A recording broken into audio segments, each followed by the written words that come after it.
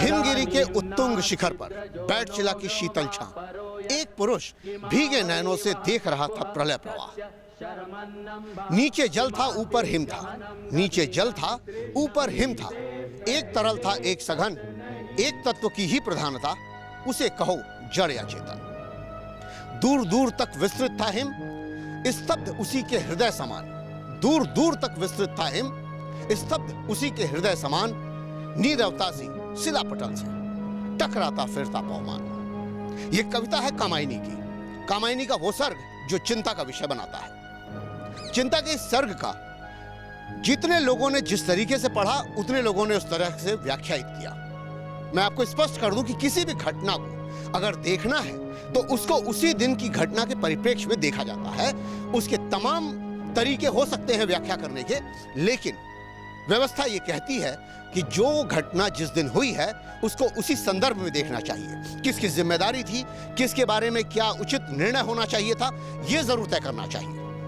मैं बात कर रहा हूं 6 दिसंबर 1992 की। अयोध्या में बाबरी मस्जिद ढा दी गई। एक पक्ष कहता है हमने विवादित स्थल पर कब्जा कर लिया, उसको गिरा दिया, और एक पक्ष कहता है कि बाबरी मस्जिद शहीद हो जाती है। यह तमाम ऐसी व्याख्या हो सकती है, इस बात में विवाद हो सकता है कि क्या था और क्या नहीं था।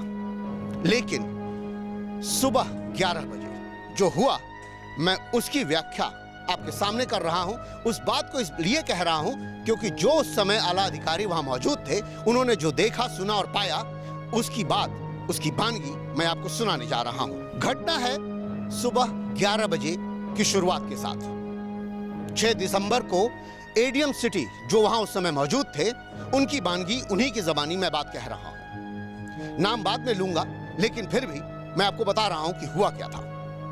उनके अनुसार 45 ऐसे मजिस्ट्रेट उस समय तैनात थे और उनके साथ उनके पुलिसिया अधिकारी भी थे, क्योंकि हमेशा ये होता है कि एसडीएम और डिप्टी एसपी दो साथ में रहते हैं। ये साथ साथ चलते हैं, व्यवस्था देखते हैं।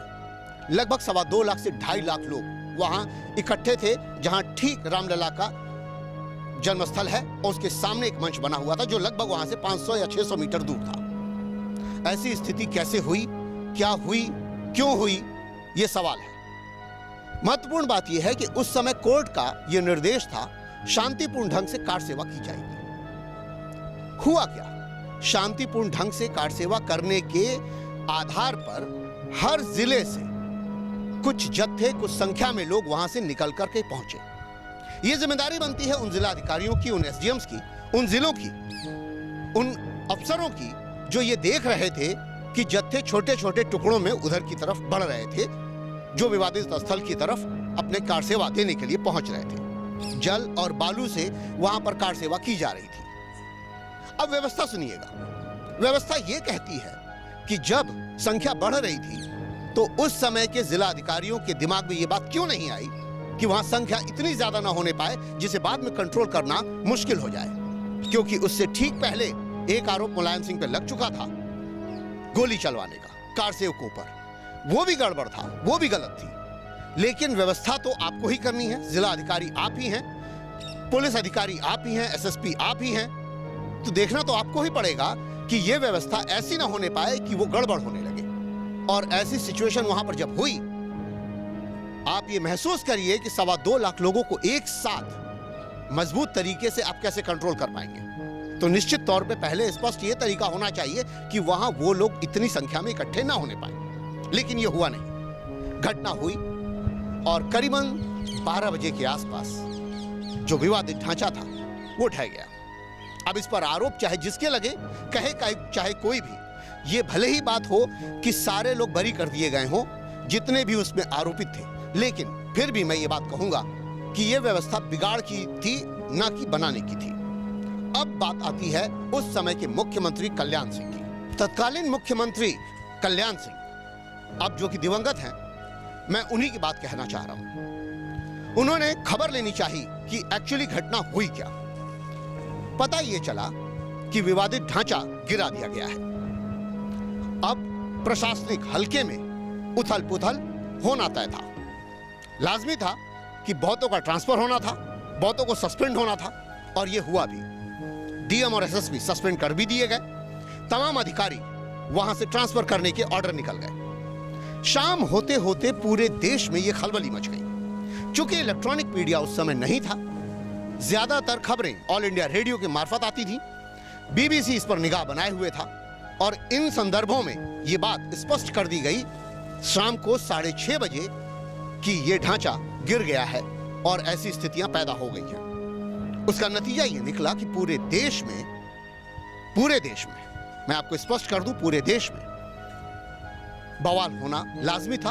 और जो हुआ, कई दिन तक कर्फ्यू, कई शहरों में कर्फ्यू, कानपुर, अलीगढ़, मेरठ, तमाम ऐसे शहरों के नाम मैंने देखे उस समय, क्योंकि मैं खुद कानपुर में मौजूद था।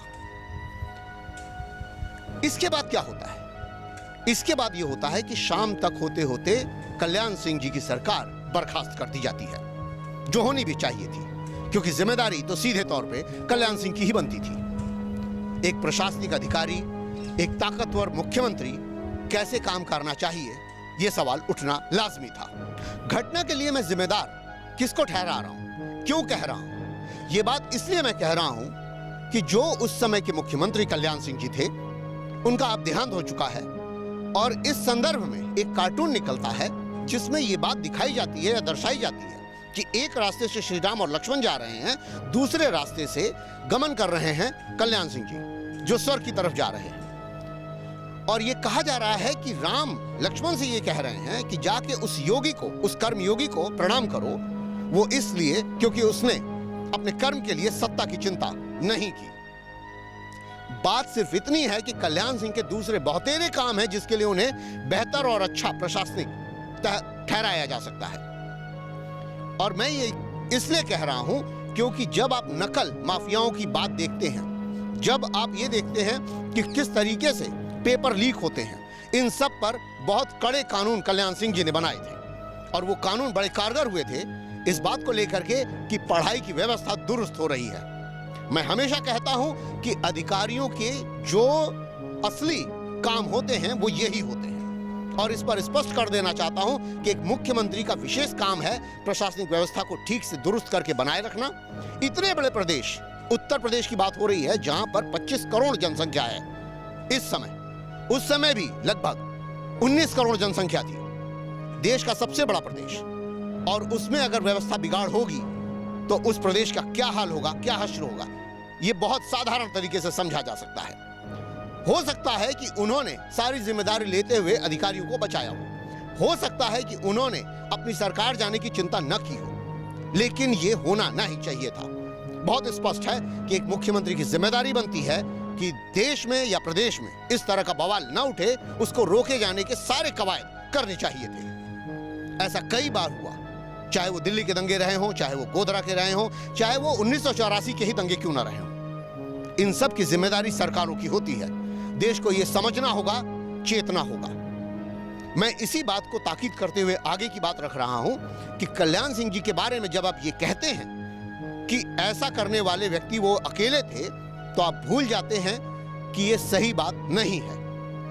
और इसमें ही कहीं आपसे गलती होती है उन नेताओं को चुनने में जो आपको कहीं ना कहीं उल्टी दिशा पकड़ा देते हैं और राह आपकी विकास की होनी चाहिए, आप चले जाते हैं धर्मांधता की तरफ। बीते दिनों से यह कवायद चल रही है कि काशी और मथुरा भी लेंगे। उसमें क्या लेंगे? मेरा बचपन बीता है मथुरा में, मेरा बचपन बीता है बनारस में। मैंने काशी विश्वनाथ मंदिर भी देखा है, ज्ञानव्यापी मस्जिद भी देखा है। मैंने मथुरा का श्री कृष्ण जन्मस्थली भी देखा है और उससे ठीक जुड़ा हुआ मस्जिद भी देखा है। दोनों की भव्यता आज भी और 40 साल पहले भी ऐसी ही थी।